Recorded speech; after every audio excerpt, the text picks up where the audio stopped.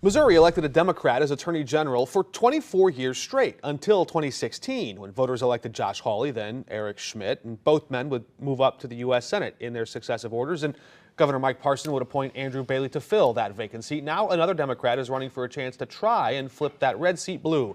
Elad Gross is now on the record. Good to have you with us. Yeah, thanks for having me. The Republicans running for this race, one of them in the office now, another one challenging in the primary, are outraising you 5-1, 10-1. Sure. How do you convince donors and ultimately voters that this is a race you can win? Well, we have way more donors than either one of them, and way more from the state of Missouri than both of them combined. So, I mean, in terms of numbers of folks who are supporting our campaign, there's a lot more in our camp than in theirs. But yeah, certainly they've got a lot of very wealthy interests that are very interested in seeing one of them become Attorney General. That's for sure. A progressive politician once joked to me, the problem with advocating for poor people is that they don't donate a lot of money to your campaign. That is a problem. That is sure. I don't want to put those words in your mouth if that's your base. Yeah. But Will Scharf, one of the Republicans challenging this incumbent, was on this program just last week and said he would not do what the incumbent is doing now, which is to use state resources to serve as the legal defense fund for 3 Republican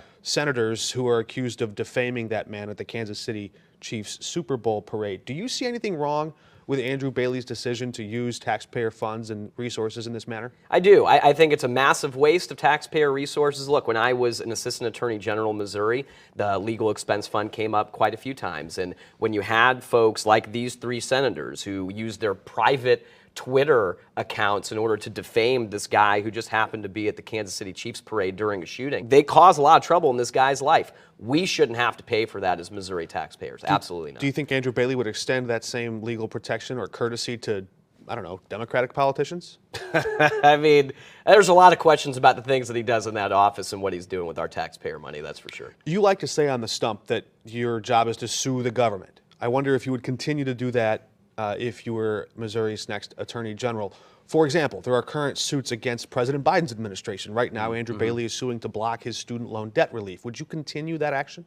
Well, that one specifically, no. I think when you're talking about student debt, we're really talking about very similar to these payday loans with all of this interest. It's not that folks aren't paying back what they have taken out. It's that all of this interest is accumulated, so it's almost impossible to pay that back. So I don't think that these lawsuits that he's filing on this student debt make very much sense, but there's plenty of other ones against the federal government that we need to consider. Well, the president isn't only targeting payday loans where they're like predatory loans and at the interest rates. He's forgiving the full principal. Sure, yeah, but I mean, if you're looking at how much these folks have paid, I mean, if you've got student loan debt, and I know a lot of people do, but when you have that, you look at, I'm making this payment, how much of my principal has gone down? The answer is very little for a very long time. So, I mean, certainly the principal has to be forgiven in order to get rid of the debt overall, but those interest rates are insane. The Supreme Court has said that MOHELA, or the Missouri Office of Higher Education and Loan Authority, I believe the whole acronym is, they didn't suffer harm. They're in the business of collecting profit on these loans and the interest therein,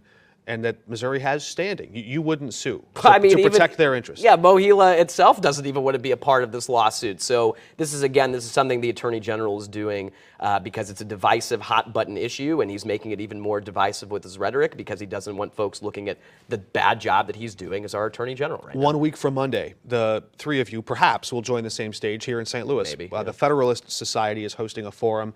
We don't know yet if Andrew Bailey will attend there. Yeah. In a recent forum in a different part of the state, I think it was in Springfield, right. You and Will Scharf, both of the challengers, had a very different answer than he did on these gambling machines. How would you describe them? Video poker machines? Yeah, they're illegal gambling machines in a lot of the gas stations throughout our state right now. They look like slot machines. The Attorney General says he will enforce the laws as written.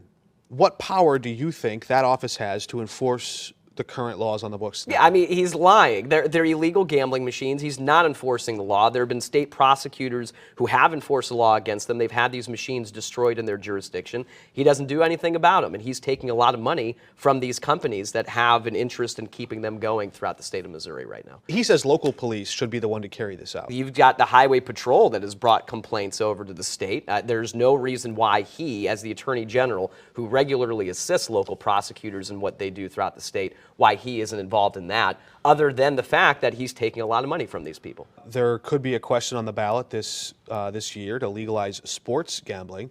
In this case, this is a matter of public opinion and policy making, but some people might ask, where's the victim? Oh, in the sports gambling itself, or in I brought up gambling in general, but in these video poker machines. I mean, if anybody goes to a gas station, you see folks, people are they're just run out of money while they're sitting there clicking these buttons all the time. And then oftentimes you win, you'll go up to the gas station, ask for the winnings that you have, and they can't pay you either. There's a lot of scams involved in this whole thing, and honestly, this whole process is a scam that's continued because our Attorney General won't enforce the law in this situation. Would you like to, I assume you'd like to see all of the Republican candidates there. What has that process been? Usually in the primary, I mean, you can't really debate yourself, I think. I've tried. So you're on the stage with other Republicans there. Do you already see this as a general election for yourself? Do you have a preference on which Republican candidate emerges here? No, I mean, we're planning on winning no matter what. So I think it's great when you have more folks, you have more ideas, and we have more of a discussion. And I really appreciate when the crowd can ask questions too. So, I mean, a lot of that is still kind of up in the air right now, but we'll certainly know on the 24th once we get everybody together. Last question for you. Some of the Republican attorney generals that we've had in office recently have either sued or gone after school districts, some of it around these, we'll call them culture war issues. Yeah.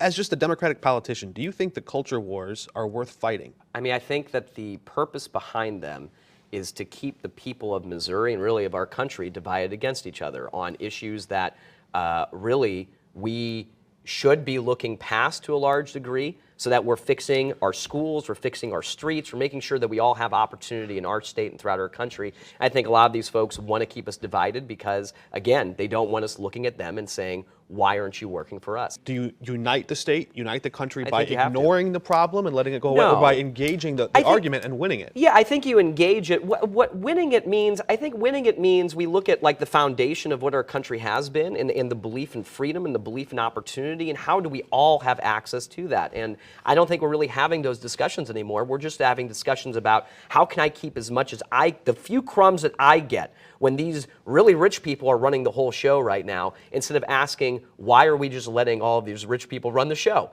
And I think that we really need a fundamental change in how we're looking at power and distribution of that in our country right now. And I think that means the people need to have a bigger voice in our government. Elad Gross, I wish we had more time. Perhaps we'll catch you on the campaign trail. Thanks for joining us. Thanks for having me. We're back in a moment.